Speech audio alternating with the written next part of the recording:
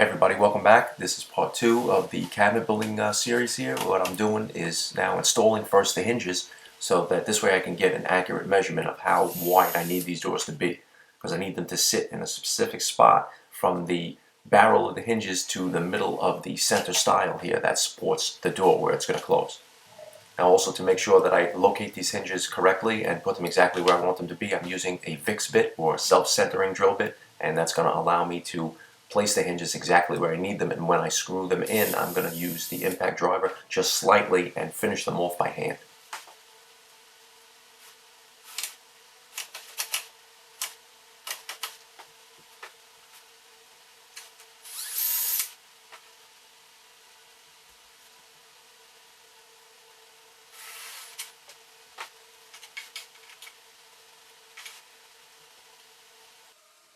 Now I'm going to start the milling process for the door frames. So what I'm going to do is just cut them to rough length so I can run them through the planer and the jointer.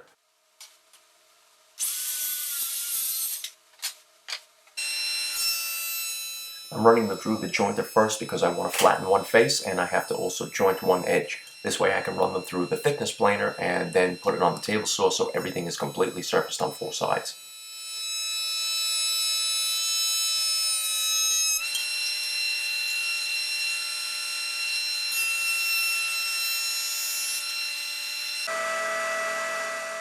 And now through the thickness planer, I'll run them through and bring them down to the 3/4 thickness that I need. These boards have been drying in my shop for a while, so they are less than 10% in moisture, so I know they're not going to move.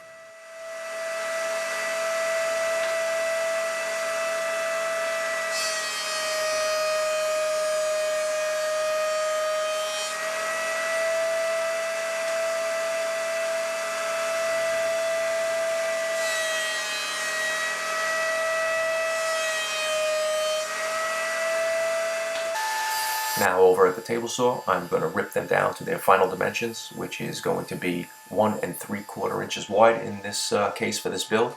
And once I have that, I'll start to cross cut them all.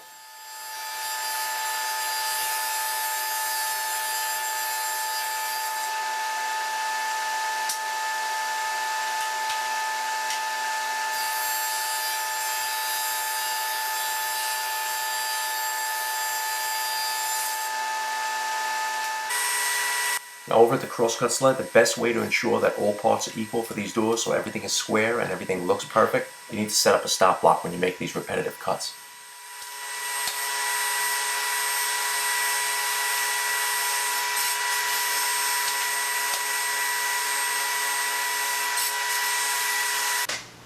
Okay guys, so I need to cut the groove for the 1/4 inch plywood panel inserts for the middle of the cabinet doors. Now here's the thing, with 1/4 inch plywood, if you've been working with plywood before, you know it's not always the exact measurement they say it is. Like as far as, like I'll give you an example, 3/4 plywood, unless you're buying $50 or more a sheet, which I usually do, that's true 3/4, like birch plywood or maple plywood, red oak veneered plywood, walnut plywood. Those are true 3/4. But if you just get a common, piece of plywood that's 23-30 it's not 3/4. It's 23-30, and if you use a 3/4 dado set on your table saw or a 3/4 dado bit in your router, you're not going to get an exact fit. You're going to have a lot of play. It's not going to be a good joint. So what I have here is the setup on my router table with an undersized special plywood bit. I'm working with 1/4 inch plywood for the middle of the door panel. Now that's going to sit between the stiles and rails in a groove, but to house that plywood in that groove, we need a nice fit. Now with this undersized 1/4 inch bit, what it's going to do is give me the exact width of the plywood that they say is 1/4 inch.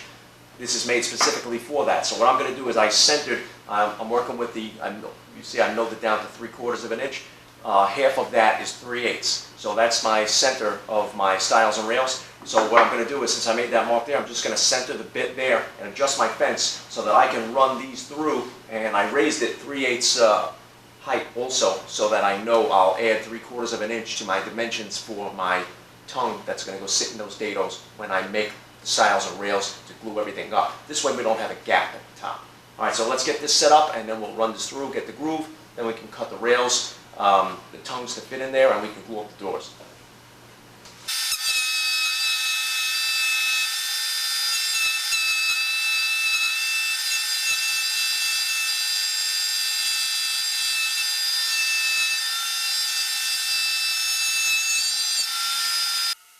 Now I'm using a combination square to lay out all the tongues and cheeks for the frame of the door panel.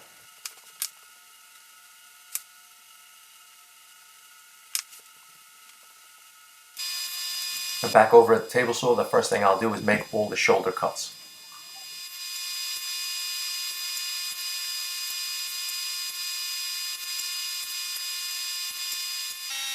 Now I'll just use a push block here and cut out the rest of the tongue.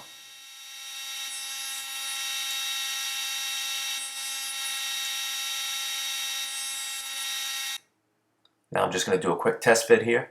I want to make sure that it's not bottoming out in the groove because I want to have a little bit of wiggle room there in case for expansion and contraction.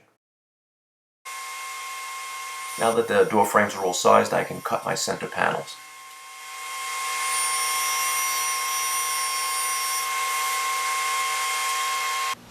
Okay guys, well here's my dry fit. As you can see, came together nicely. Tops are all flush, and that's going to sit right there, just like that, on my layout lines. Self-closing hinges. So now that I have the dry fit and I know everything is perfect, what I'm going to do is pull it apart and start to assemble it back with some glue and some clamps. Okay guys, so I have this set in the clamps. I'm going to let the glue set up overnight before I trim it to its final dimensions. I left it a little bit long here on the bottom, flushed it up on top. This way I can run this through the table saw and have everything completely flush, and there'll be minimal amount of sanding and everything will be perfect. So I'm going to work on the other door off camera, save some time, and then we're going to install these doors. Now the easiest way for me to install the doors is to put them in place from the front and clamp them to the stiles and rails, and then I will screw them in from the back. Now the back of these hinges lay on the door frame on the inside, so I'm just going to use the self-centering bit again, pre-drill those holes, screw them in, and then we're going to run around to the front and we're going to double check everything, and we're going to take the clamps off. Once I get those clamps off, I'm going to make sure that the door swings freely and it doesn't have any play, it doesn't hang up, and it's good. Now on to door number 2, just repeating the same procedure I did for the other side.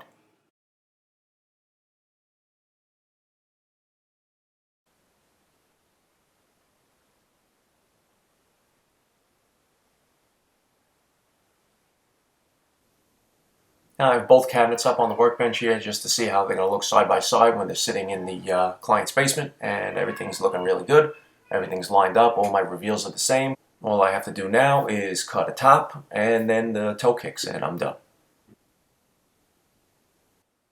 Alright, so now I'm over at the table saw. I'm cutting the top, and what I'm going to do is edge band this so it'll have a nice solid wraparound, and then I'll cut the toe kicks, and that's it. I can go on to the client's house and install this.